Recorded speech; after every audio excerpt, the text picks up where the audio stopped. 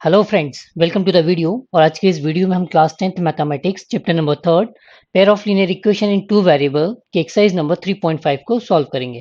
तो चलिए स्टार्ट करते हैं। एक्सरसाइज नंबर 3.5 का फर्स्ट क्वेश्चन है, which of the following pair of linear equation has unique solution, no solution और infinite many solutions. In case there is a unique solution, find it by using cross multiplication method. Okay, तो question number 1 में हमको ये 4 cases given है। इन 4 cases में हमको check करना है कि इनका यूनिक सॉल्यूशन है या नहीं। अगर यूनिक सॉल्यूशन है तो उसको हमको using cross multiplication method solve करना है। ठीक है, तो पहले हम चेक कर लेते हैं कि इनका यूनिक सॉल्यूशन है या नहीं। तो हम एक बार में इन चारों ही केस को पहले चेक कर लेते हैं यूनिक सॉल्यूशन के लिए, देन जिसका यूनिक सॉल्यूशन होगा हम उसको क्रॉस मल्टीप्लिकेशन मेथड से सॉल्व करेंगे। तो चलिए वन बाय वन हम सॉल्व करते हैं। पहले हम कंडीशन को रिकॉल कर लेते हैं। अगर हमारे पास pair of linear equation given है, a1x plus b1y plus c1 is equal to 0 और a2x plus of b2y plus of C2 is equal to 0। ठीक है, तो इसके लिए हमारे पास कंडीशन होती है यूनिक सॉल्यूशन के लिए, अगर a1 upon a2 is not equal to b1 upon b2 हो, तो इस केस में हम बोलते हैं जो हमारा सॉल्यूशन है वो यूनिक है।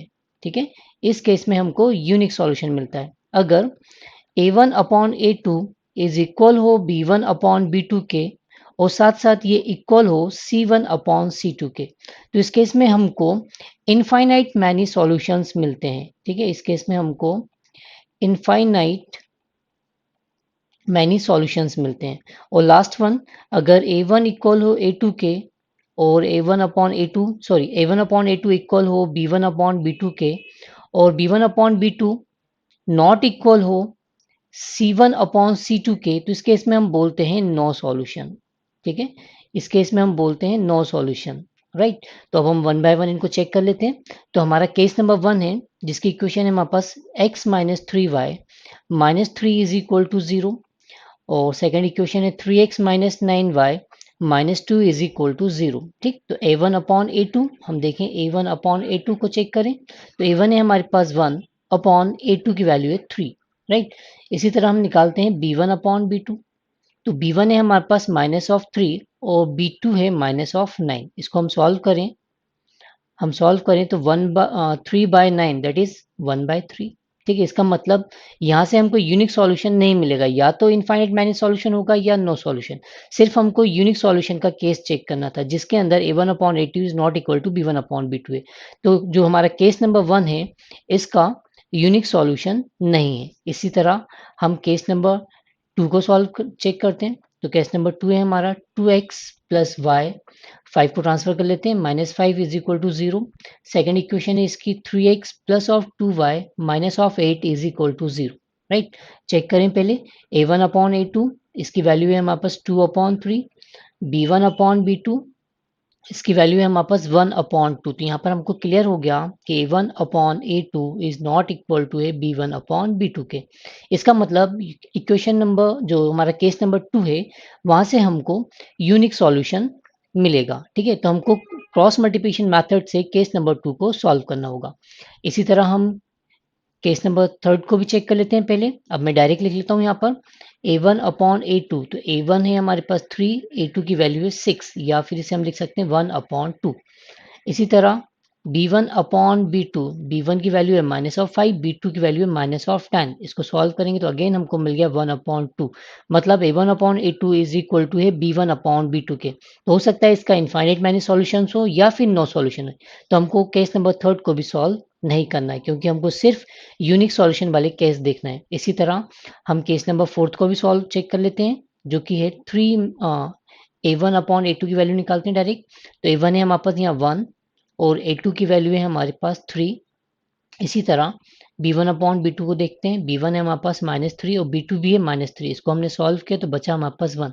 इसका मतलब यहाँ पर भी हमारा a1 upon a2 is not equal to a b1 upon b2 के। इसका मतलब क्वेश्चन नंबर 4 जो केस नंबर 4 थे ये भी यूनिक सॉल्यूशन देगा। तो इस तरह हमने पहले चारों ही केस में चेक कर लिया है किसका यूनिक सॉल्यूशन हैगा। या नहीं होगा। ठीक है, अब यहाँ पर केस नंबर सेकंड और केस नंबर फोर्थ का हमको यूनिक सॉल्यूशन मिलेगा, तो हम इन दोनों ही केस को by cross multiplication method solve करते हैं। अब चलिए केस नंबर सेकंड और केस नंबर फोर्थ को हम by cross multiplication method solve करते हैं। अब इसको सॉल्व करने से पहले हम एक बार क्रॉस मल्टीप्लिकेशन मेथड को भी रिकॉल कर लेते हैं।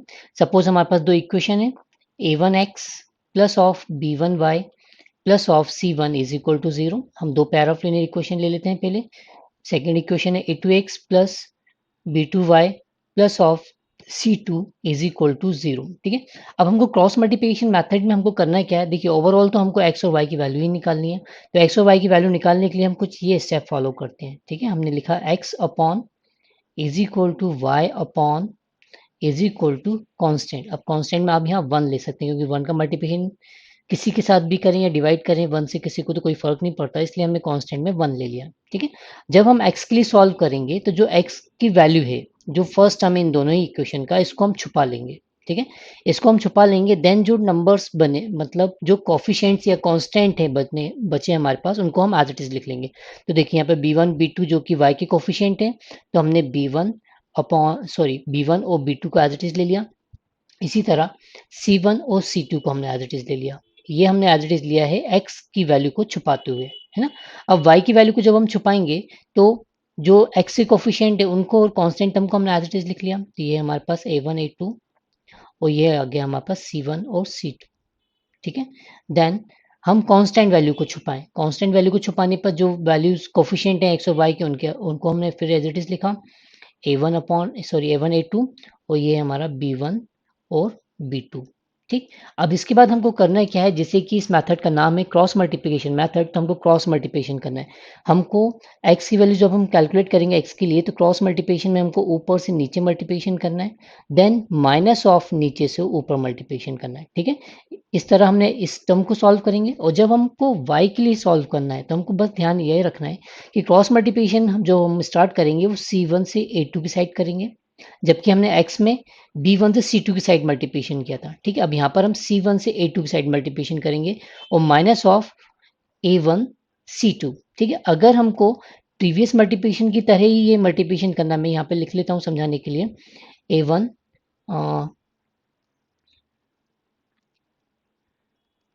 a1 a2 c1 c2। अगर हमको, जैसे हमने x के लिए, x की फर्स्ट टर्म के लिए क्रॉस मल्टीप्लिकेशन किया था ऊपर से नीचे माइनस ऑफ नीचे से ऊपर, तो उसके लिए हमको सिर्फ यहाँ पर माइनस का साइन लेना होगा।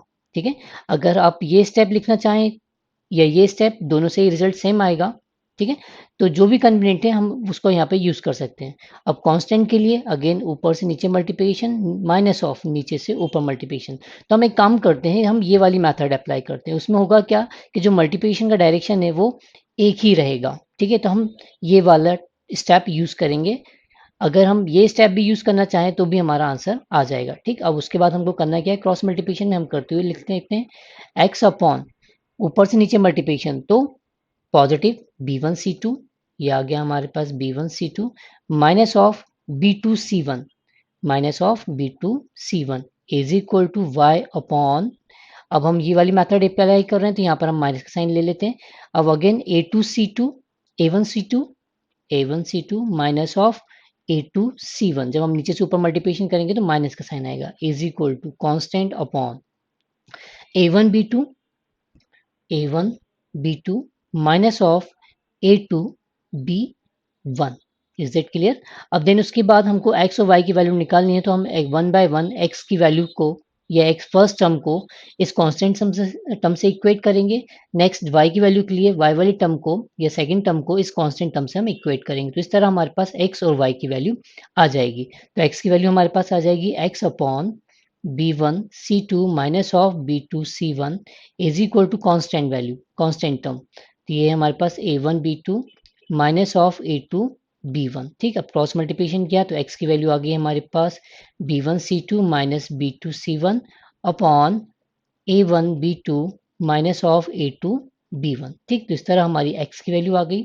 सेम स्टेप्स हमको y की वैल्यू के लिए भी यूज करना है, जो कि minus y upon a1c2 minus of a2c1 is equal to constant term 1 upon a1b2 minus of a2b1। ठीक, क्रॉस मल्टीप्लिकेशन किया, या यहाँ से हम माइनस का साइन कॉमन ले लें तो ये पॉजिटिव हो जाएगा। ये वही स्टेप बनेगी जो कि हम यहाँ पे सॉल्व करें। अगर हम यहाँ पर C1A2 करेंगे तो देखिए हम यहाँ से अगर माइनस कॉमन ले लें तो C1A2 पॉजिटिव का हो जाएगा, जैसे कि यहाँ पर इस स्टेप में था C1A2, और देन उसके बाद A1C2 जो टर्म है वो नेगेटिव की हो जाएगी। ठीक है, तो जो भी कन्वीनियंट लगे आप इन दोनों में से ध्यान रखिएगा, बस मल्टीप्लिकेशन सही होना चाहिए। ठीक है, अब यहाँ से हम माइनस से कॉमन ले लेते हैं, साथ साथ इस टर्म का यहाँ मल्टीप्लिकेशन कर देते हैं। तो y इज इक्वल टू हो जाएगा, पहले मैं लिखता हूँ A2C1 माइनस ऑफ A1C2। ठीक, साइन चेंज होगा इन दोनों की क्योंकि हमने माइनस का साइन कॉमन लिया था, अपॉन नीचे की वैल्यू एज इट इज है A1B2 माइनस ऑफ A2B1। ठीक, ये रही हमारी मेथड, क्रॉस मल्टीप्लिकेशन मेथड, जिससे हमको in pair of linear equation को सॉल्व करना है। अगर आपको इस मेथड से ऐसा लग रहा है कि ये मेथड बहुत टिपिकल है या बहुत ही लेंदी है, तो ये आप बिल्कुल गलत सोच रहे हैं, क्योंकि ये जो मेथड है इससे सबसे फास्ट एक्स और वाई की वैल्यू आती है। अगर आपको कॉम्पिटिटिव एग्जाम में इस टाइप की लीनियर इक्वेशन मिलती हैं और वहाँ पर आपको एक्स और वाई की वैल्यू निकालनी है, तो सबसे बेटर जो मेथड है वो क्रॉस मल्टीप्लिकेशन मेथड ही है, क्योंकि इसके अंदर 1 to 2 स्टेप में आप एक्स और वाई की वैल्यू बता दोगे। अब वो भी कैसे होगा, वो उसके लिए भी मैं आपको अप्रोच बताऊंगा। ठीक है, अब चलिए क्रॉस मल्टीप्लिकेशन मेथड समझने के बाद हम केस नंबर सेकंड और केस नंबर फोर्थ को सॉल्व करते हैं। केस नंबर सेकंड है हमारा 2x प्लस वाई, हम 5 को ट्रांसफर कर लेते हैं, ये हो जाएगा minus of 5 is equal to 0। Second equation है 3x plus 2y minus of 8 is equal to 0। ठीक है, अब क्रॉस मल्टीप्लिकेशन में हमको x वैल्यू निकालनी है।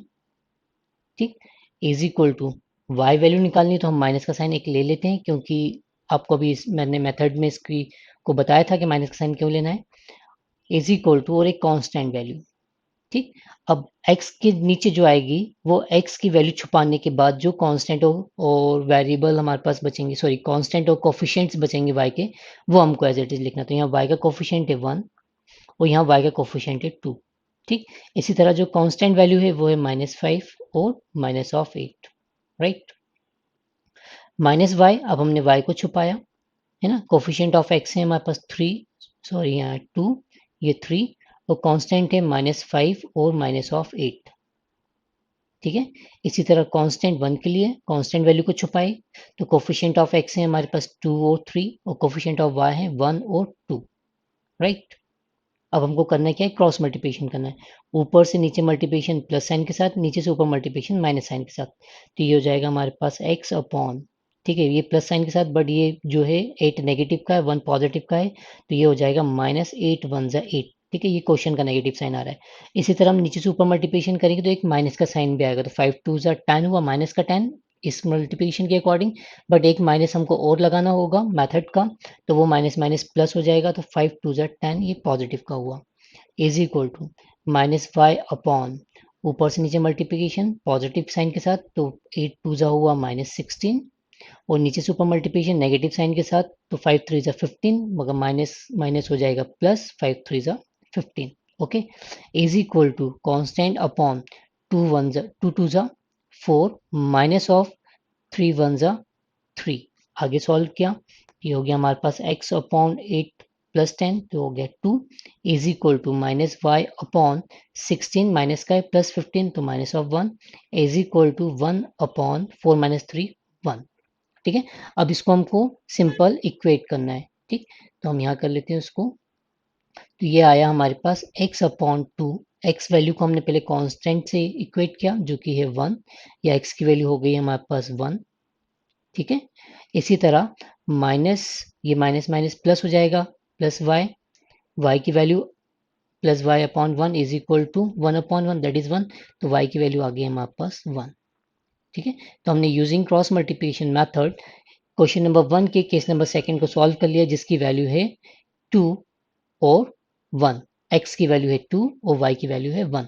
इसी तरह हम केस नंबर फोर्थ को सॉल्व करते हैं, जो कि है x minus 3y minus 7, 3x minus 3y minus 15।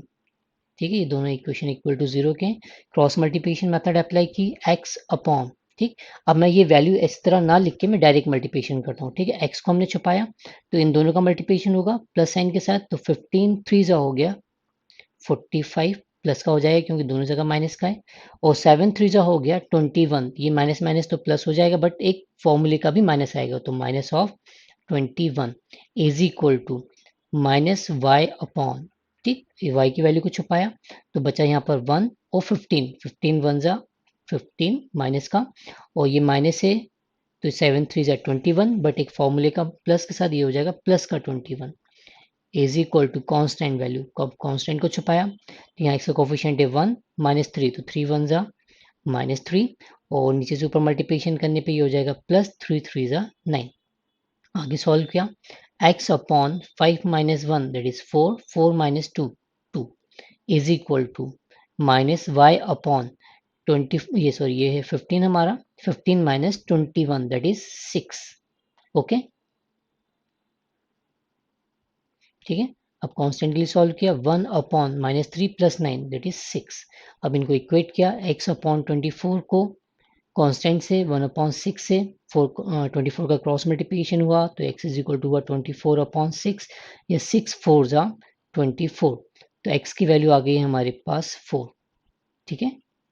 इसी तरह हमने y की वैल्यू को इक्वेट करें, minus y upon 6 is equal to 1 upon 6, 6 से 6 कैंसिल, तो ये हुआ minus y is equal to 1, या y is equal to minus of 1, है ना।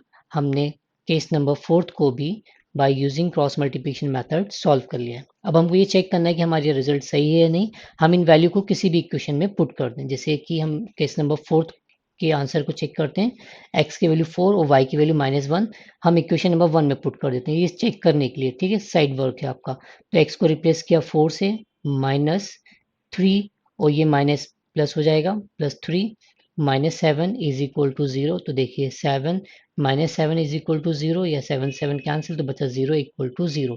यह हमारा LHS और RHS आपस में इक्वल है, इसका मतलब हमारी x और y की जो वैल्यू है वो बिल्कुल सही है। Is it clear? अब इन दोनों ही क्वेश्चन को सॉल्व करने के बाद मैंने आपसे बोला था कि क्रॉस मल्टीप्लिकेशन मेथड सबसे इजीएस्ट मेथड है, 1 और 2 स्टेप में आपका आंसर आ जाता है। तो देखिए मैं आपको करके बताता हूँ, ठीक है। अब मैं केस नंबर सेकंड को ही सॉल्व कर लेता हूँ। तो देखिए पहली स्टेप मेरी क्या होगी, मुझे वैल्यू निकालनी है x की और मुझे वैल्यू निकालनी है y की, ठीक है। आप ध्यान से समझिएगा, मुझे x और y की वैल्यू निकालनी है। तो सबसे पहले मेरा जो ऑब्जेक्ट है, मैं सॉल्व करूंगा कांस्टेंट के लिए, ठीक है।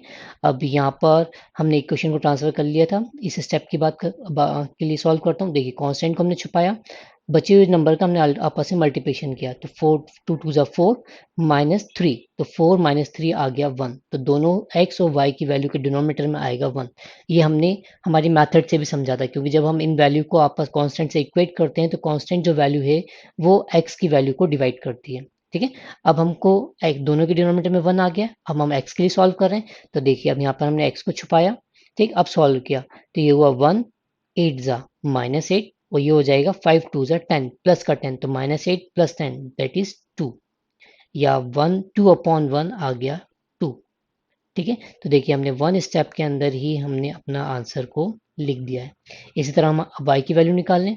अब y को हमने छुपाया, ठीक है, ऊपर से नीचे मल्टीप्लिकेशन पॉजिटिव, तो 8 2 जा हो गया 16 -16, और ये माइनस माइनस हो जाएगा +15, तो हमारे पास आएगा माइनस का 1, ठीक है। और वो माइनस का 1 ये y वाला जो ऊपर हमारा माइनस आता है उसके साथ मिलकर हो जाएगा +1, और इस तरह हमारी y की वैल्यू भी आ गई है 1, ठीक है। तो देखिए मैंने एक ही स्टेप के अंदर x और y की वैल्यू निकाल ली है, ठीक है। हम आगे जाके और भी क्वेश्चन पे इस मेथड को वेरीफाई करेंगे जिससे आपकी अंडरस्टैंडिंग बढ़ेगी, ठीक है। अभी फिलहाल क्वेश्चन नंबर 1 आपको क्लियर है, तो चलिए अब मूव करते हैं क्वेश्चन नंबर 2 पर। क्वेश्चन नंबर 2 है हमारा, for which value of a and b does the following pair of linear equation have an infinite number of solution, ठीक है। तो हमको वो कंडीशन बतानी है या वो वैल्यू बतानी है ए और बी की, जिससे ये पेयर ऑफ लीनियर इक्वेशंस हमको गिवन है वो इनफाइनाइट मैनी सॉल्यूशंस दे। तो इनफाइनाइट मैनी सॉल्यूशन के लिए हम जानते हैं कंडीशन के a1 अपॉन a2 इक्वल होता है b1 अपॉन b2 के, और ये इक्वल होता है c1 अपॉन c2 के, ठीक है। इस कंडीशन को अगर हम सेटिस्फाई करती है कोई पेयर ऑफ लीनियर इक्वेशन, तो उस केस में हमको इनफाइनाइट मैनी सॉल्यूशंस मिलते हैं, ठीक है। तो चलिए इसी को हम सॉल्व करते हैं। तो हम सॉल्व कर रहे हैं क्वेश्चन नंबर 2 के केस नंबर 1 को, ठीक है। अब यहाँ पर a1 की वैल्यू है 2 अपॉन A2 की वैल्यू है A माइनस बी, ठीक है, ये इक्वल होगी B1 अपॉन B2 के, तो B1 की वैल्यू है 3 अपॉन B2 है हमारे पास A plus b is equal to C1 upon C2, हम इसको ट्रांसफर कर लें, ठीक है, तो ये हो जाएगा हमारे पास -7 अपॉन माइनस, अब मैं यहाँ पे तीनों में माइनस का मल्टीप्लिकेशन कर देता हूँ, ये हो जाएगा -3A माइनस बी और प्लस का 2, ठीक। अब हमने, क्योंकि हमको बोला गया है कि इनफाइनाइट मैनी सॉल्यूशन के लिए हमको चेक करना है, तो हमने तीनों ही वैल्यू, जो तीनों ही टर्म है उनको आपस में इक्वेट कर दिया। अब ठीक है, अब फर्स्ट टू टर्म हमने ली, तो फर्स्ट टू टर्म से हमको मिला 2, क्योंकि ये आपस में इक्वल है तो हम इन दोनों टर्म को भी आपस में इक्वेट कर सकते हैं, तो 2 upon a minus b is equal to 3 upon a plus of b, ठीक है, क्रॉस मल्टीप्लिकेशन किया तो ये हो जाएगा 2a plus 2b is equal to 3a minus 3b, okay.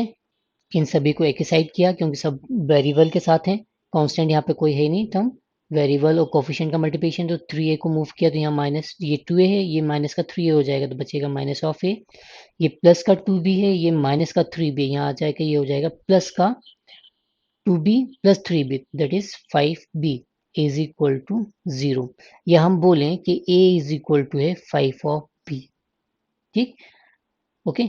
अब जिस तरह हमने ये फर्स्ट टू टर्म को कंपेयर किया, अब हम लास्ट टू टर्म को कंपेयर कर लेते हैं, ठीक है। अब हम इन दोनों टर्म्स को आपस में कंपेयर करते हैं, तो इन दोनों टर्म को हमने कंपेयर किया तो 3 upon a plus b is equal to -7 upon -3a minus b plus of 2, okay. Cross multiplication किया तो 3 3 ज़ा हुआ -9a माइनस बी प्लस 3, ये हुआ -3b और ये हुआ 3 2 ज़ा 6, okay, is equal to -7a minus of 7b, right.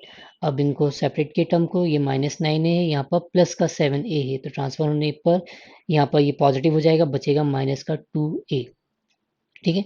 ये -3b है, ये भी -7b है, इक्वल के लेफ्ट हैंड साइड आने पे ये पॉजिटिव हो जाएगा, सेपरेट होके बचेगा प्लस का 4b is equal to minus of 6, constant को मैंने एक्साइड कर दिया, ठीक है। अभी हमने a की वैल्यू निकाली थी, तो a की वैल्यू को हम यहाँ पुट कर देते हैं, a को हमने रिप्लेस कर देते हैं 5b से, तो ये हो जाएगा -2 into 5b plus 4b is equal to minus of 6, ठीक है, ये हो गया 5 2 10 माइनस का, और ये 4b, तो -10 और प्लस 4b, तो बचेगा माइनस का 6b is equal to minus of 6, ठीक। अब ये कैंसिल हुआ तो b की वैल्यू आ गई हमारे पास 1, ठीक है। और इस v की वैल्यू को हम इस इक्वेशन में पुट करें, इसको चाहे तो हम इक्वेशन नंबर 1 दे देते हैं, अगर 1 के अंदर हम पुट करेंगे b की जगह 1, तो a की वैल्यू आ जाएगी 5, ठीक है। तो हमको वैल्यू निकालनी थी a और b की, जिसके लिए ये जो इक्वेशन है वो इनफाइनाइट मैनी सॉल्यूशन दें, तो उसके लिए a की वैल्यू है 5 और b की वैल्यू है 1।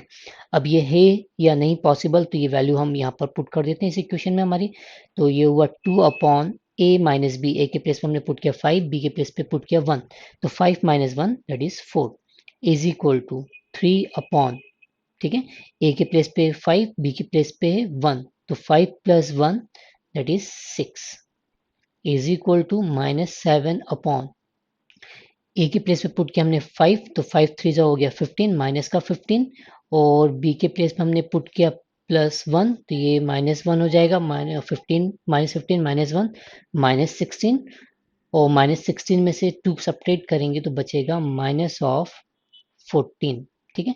आगे इनको सॉल्व किया तो 1/4 मतलब 1/2, 3/6 मतलब ये भी 1/2, माइनस से minus cancel, 7/14 that is again 1/2। देखिए a1/a2 equal to b1/b2 equal to c1/c2 की कंडीशन को ये फुलफिल कर रहा है, तो a की वैल्यू 5 और b की वैल्यू 1 पर हमको गिवन क्वेश्चन जो है केस नंबर 1, ये इनफाइनाइट मैनी सॉल्यूशन देगा, ठीक है।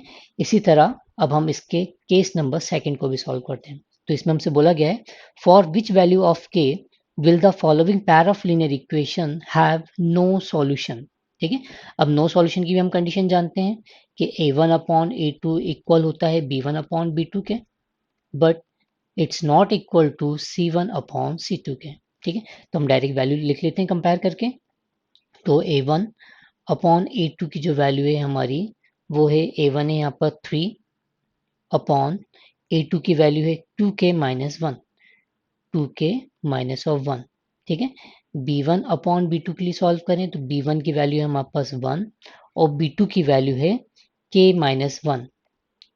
ठीक है, कांस्टेंट C1 अपॉन C2 को चेक करें तो C1 है हमारे पास माइनस ऑफ 1, ट्रांसफर कर देते हैं, देन उसके बाद माइनस 1 आया ये। ठीक है, और ये भी ट्रांसफर होगा तो माइनस 2k माइनस ऑफ 1।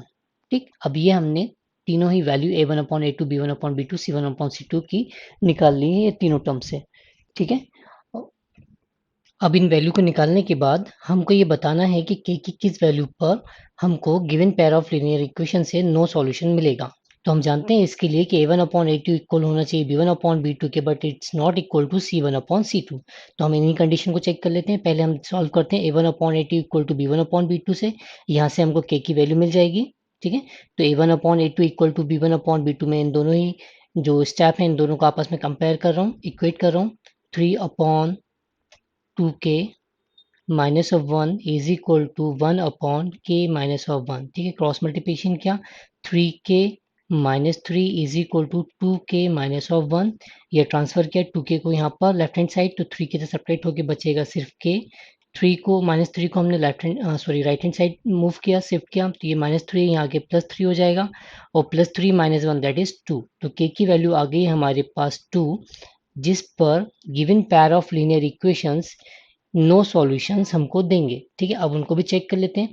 तो हम यहाँ पे जो k की वैल्यू है वो इन तीनों ही जो टर्म्स थी हमारी यहाँ पर हम पुट कर देते हैं k इक्वल टू 2। तो यहाँ हमने k इक्वल टू 2 पुट किया तो 2 2 ज़ा 4 माइनस 1 दैट इज 3, 3 अपॉन 3 आ गया 1।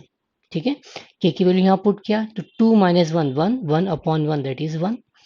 2 हमने थर्ड टर्म पे ही पुट किया तो 2 2 ज़ा 4 माइनस 4 और माइनस 1 दैट इज माइनस 5, और माइनस से माइनस कैंसिल तो बचा हमारे पास 1 अपॉन 5। तो यहाँ पर हमको क्लियर हो गया है कि 1 अपॉन A2 इक्वल है B1 अपॉन B2 के, but it's not equal to C1 upon C2। इस तरह k की वैल्यू 2 पर given pair of linear equations no solutions हमको देंगी।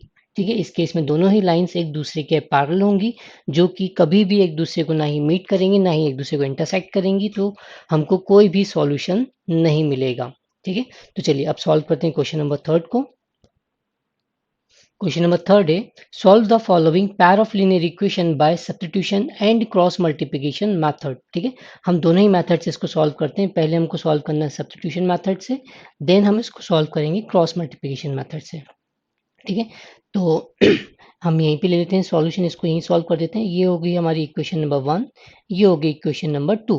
ठीक है, तो सब्स्टिट्यूशन मेथड में हम जानते हैं कि हमको x या y में से किसी भी एक वेरिएबल की वैल्यू को हमको निकालना होती है और रिमेनिंग इक्वेशन में पुट करना होती है। ठीक है, तो हम यहाँ पर इक्वेशन नंबर 1 से x की वैल्यू निकाल लेते हैं। तो by equation number 1 8x is equal to हो जाएगा 9 माइनस ऑफ 5y, या फिर x इज इक्वल टू ये हो गया 9 माइनस 5y अपॉन 8। ठीक, अब इस x की वैल्यू को हम इक्वेशन नंबर 2 में पुट कर देते हैं। तो इक्वेशन नंबर 2 को में x को रिप्लेस किया हमने इस x वैल्यू से, तो ये है हमारे पास 3 into 9 minus 5y upon 8 plus of 2y is equal to 4।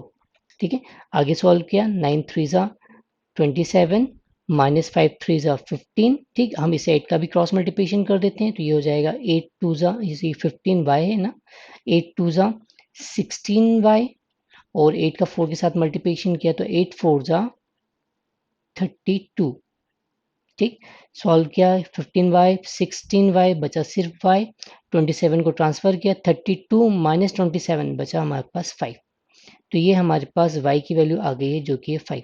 अब इस y की वैल्यू को हम इक्वेशन नंबर 1 या 2 किसी में भी पुट कर सकते हैं। तो चलिए इक्वेशन नंबर 1 में ही पुट कर देते हैं। तो ये हो जाएगा हमारे पास 8x प्लस ऑफ y को रिप्लेस किया हमने 5 से, तो 5 5 ज़ा हो गया 25, 25 इज इक्वल टू 9, या 25 मूव हुआ तो 8x इज इक्वल टू बचा माइनस ऑफ 16, या 8 सॉरी या x इज इक्वल टू 8 2 ज़ा 16, तो माइनस ऑफ 2।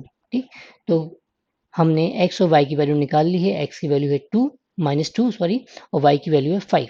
ठीक, अब इसी इक्वेशन को हम क्रॉस मल्टीप्लिकेशन से सॉल्व करते हैं। तो उसके लिए हमको पहले इसको अरेंज कर लेते हैं। तो ये हमारे पास 8x plus 5y minus of 9 is equal to 0, ये हमारी होगी इक्वेशन नंबर 1। इक्वेशन नंबर 2 हुई 3x plus 2y minus 4 is equal to 0, ये हमारी होगी इक्वेशन नंबर 2। ठीक, क्रॉस मल्टीप्लिकेशन के लिए हमारा ऑब्जेक्ट क्या है, x की वैल्यू निकालना और y की वैल्यू निकालना है। ठीक है, तो इसके हमने क्वेश्चन नंबर 1 में सब इसकी मेथड को डिस्कस किया था। तो हम डायरेक्ट अब सॉल्व करते हैं। ये minus y is equal to constant value. ठीक, अब x के लिए x को छुपाया। ठीक है, और जो बचे हुए वेरिएबल के कोफिशिएंट हैं और कांस्टेंट हैं उनको एज इट इज लिखा। तो ये हमारे पास 5 2, ये वेरिएबल जो कि y उसके कोफिशिएंट हैं और कांस्टेंट है यहाँ पर हमारे पास 9 और 4। ठीक है, y के नीचे y वाली वैल्यू को छुपाया, बचा हमारे पास 8 3 जो कि x का कोफिशिएंट है, कांस्टेंट है यहाँ पर 9 और माइनस ऑफ 4। ठीक, सॉरी ये -4 है ना। इसी तरह कांस्टेंट के लिए देखा तो कांस्टेंट को छुपाया, कोफिशिएंट ऑफ x है हमारे पास 8 3 और कोफिशिएंट ऑफ y है 5 और 2। ठीक, देन इसके बाद हमको क्रॉस मल्टीप्लिकेशन करना होता है। क्रॉस मल्टीप्लिकेशन किया हमने ऊपर से नीचे पॉजिटिव साइन के साथ, तो 5 4 जा मिला हमको -20 और नीचे से ऊपर नेगेटिव साइन के साथ, तो ये नेगेटिव मिलकर हो जाएगा पॉजिटिव 9 2 जा 18 is equal to minus y upon 8 4 जा 32 और माइनस माइनस प्लस 9 3 जा 27 is equal to constantly solve किया, 8 2 जा 16 माइनस 5 3 जा 15। ठीक, आगे सॉल्व किया, x upon -20 plus 18 that is -2 is equal to minus y upon 32 minus का plus 27 that is minus of 5 is equal to 1 upon 1। ठीक, x की वैल्यू के लिए हमने फर्स्ट टर्म और लास्ट टर्म को कंपेयर किया, तो x upon -2 is equal to 1 upon 1 या 1 ही फाइनली, या x की वैल्यू आ गई यहाँ से -2। ठीक है, इसी तरह हम y के लिए सॉल्व करें, माइनस से माइनस ये कैंसिल होगा, तो बचा हमारे पास y upon 5 is equal to 1 या y इज इक्वल टू आ गया है 5 1 जा 5। ठीक है, तो देखिए हमने दोनों ही मेथड से इस इक्वेशन को, पैरा ऑफ लीनियर इक्वेशन को हमने सॉल्व किया और x और y की वैल्यू हमको सेम मिली। ठीक है, इज दैट क्लियर। अगर आपको ये मेरा वीडियो पसंद आया है तो इस वीडियो को लाइक कीजिए, चैनल को सब्सक्राइब कीजिए, साथ साथ आप इस चैनल के बारे में अपने फ्रेंड्स को भी सजेस्ट कीजिए। Thanks for watching.